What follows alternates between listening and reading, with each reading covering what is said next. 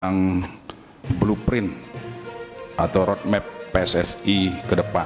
Singkat saja Pak gambarannya. Kami persilahkan Pak. Assalamualaikum warahmatullahi wabarakatuh.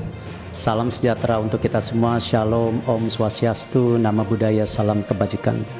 Tentu pimpinan Komisi 10 dan seluruh anggota wakil rakyat dari Komisi 10 yang hadir hari ini, saya mengucapkan apresiasi setinggi-tingginya. Tanpa dukungan Bapak Ibu tidak mungkin sepak bola Indonesia seperti hari ini. Karena memang ini kerja-kerja sama antara pemerintah dan PSSI dan tentu seluruh daripada masyarakat sepak bola yang mengimpikan sepak bola kita harus bangkit. Memang sejalan dengan tentu blueprint yang sudah disampaikan pada saat itu ke FIFA, yaitu program Garuda Mendunia, bagaimana kita mentransformasi menuju era kejayaan sepak bola Indonesia. Memang kita memberikan target-target untuk pengembangan daripada sepak bola Indonesia. Seperti contoh, kita juga memaparkan kepada FIFA waktu itu bagaimana juga tidak hanya membangun yang putra tapi juga yang putri, di mana contoh target-targetnya untuk tim putri ini lolos FIFA U17 World Cup tahun 2030, 2031 lolos Olimpiade, 2032 lolos FIFA U20 dan juga lolos Piala Dunia Putri 235 tahun 2035. Untuk yang putranya seperti ada di data di atas, waktu itu 2031 lolos Piala Dunia, lalu 2033 lolos Piala Dunia U20, 2036 lolos Olimpiade, 2038 lolos Piala Dunia.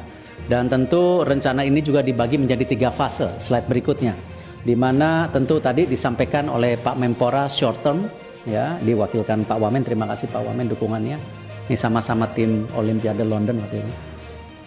Di mana 2023-2028 waktu itu fase pengembangan, lalu juga midterm. Di situ ada tentu dalam kategori fase stabilitas, lalu juga masuk ke golden era di 2034-2045. Nah, memang ini semua karena momentum. Kita tidak pernah terpikir kita mendapatkan sejarah yang luar biasa. Waktu itu diawali dengan tim SEA Games kita yang sudah 32 tahun juara SEA Games. Lalu kita PSSI mendorong, ya, di mana pertama kalinya, slide berikutnya, kita tim U17 kita, tim U20 kita, tim U23 kita, semua termasuk yang senior ini bisa masuk ke Piala Asia. Ini pertama kali, tidak pernah dalam sejarah kita semua tim kita masuk. Sekarang yang putri pun sedang bertanding. Kemarin alhamdulillah juara AFF, kita lagi coba nanti kualifikasi Piala Asia.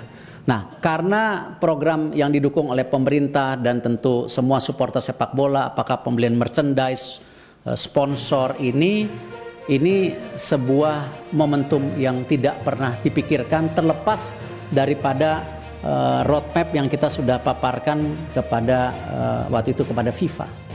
Slide berikutnya. Nah, di sini sebagai contoh, di mana kemarin di U16 kita juara 3, sehingga kita bisa masuk Piala Asia, dan ini sekarang timnya sedang training camp. Akan ada beberapa pertandingan nanti di UAE, lalu di Saudi. Kalau sampai kita masuk 8 besar di Piala Asia, artinya kita lolos Piala Dunia. Artinya sebuah terobosan yang mestinya targetnya di tahun 2030-an. Nah, lalu di U20 sama, kemarin ternyata kita juara 1 Piala AFF U19. Yang sebenarnya untuk U20 sendiri targetnya sebenarnya lebih rendah dari yang U17. Ternyata juara. Nah, akhirnya kita lolos juga Piala Asia. Tapi sayang di fase grup kita kalah. Dan memang ke Piala Dunia itu untuk Piala U20 cukup berat karena 4 besar. Kalau yang U17 8 besar. Nah, tetapi tentu hal-hal seperti ini kita tidak boleh menyerah diri karena sebuah kegagalan. Karena U17 kita masih punya potensi. Bahkan kenapa kita juga diskusi hari ini mengenai percepatan naturalisasi? Karena prestasi yang luar biasa di tim U23 kita. Next slide. Di mana masuk 4 besar Piala Asia. Jadi ranking 4 di Asia. Sehingga kalau ranking 3 kita langsung ke Olimpiade. Akhirnya karena ranking 4 kita harus bertanding di Prancis melawan Guinea. Sayang kita kalah 2-0. Nah, hal-hal seperti ini yang membuat confidence pemerintah PSSI kenapa tim senior kita ini punya potensi dari anak-anak muda kita seperti Rido, Marcelino yang juara SEA Games, ditambah tadi tim U23 kita dan sisa daripada tim senior kita. Nah, hal ini yang kalau dibilang kita sangat agresif, mohon maaf, tidak lain kita ingin supaya mimpi kita di Piala Dunia bisa tercapai.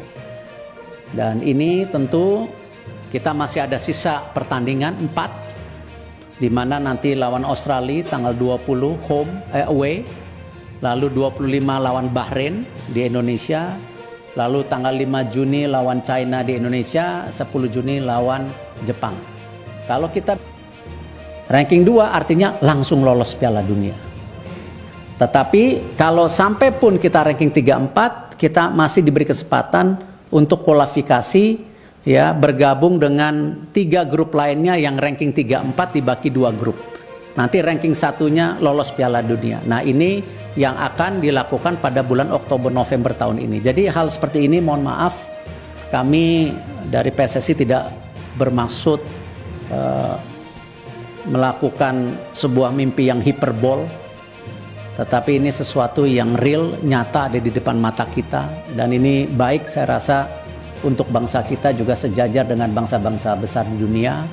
Dan kami tentu perkembangan tim nasional senior ini juga tetap kita lakukan bagaimana terus membangun regenerasi tim nasional melalui program pembangunan usia dini yang mungkin pada kesempatan berikutnya, slide berikutnya, saya berharap saya diberi waktu paparan lebih lebar.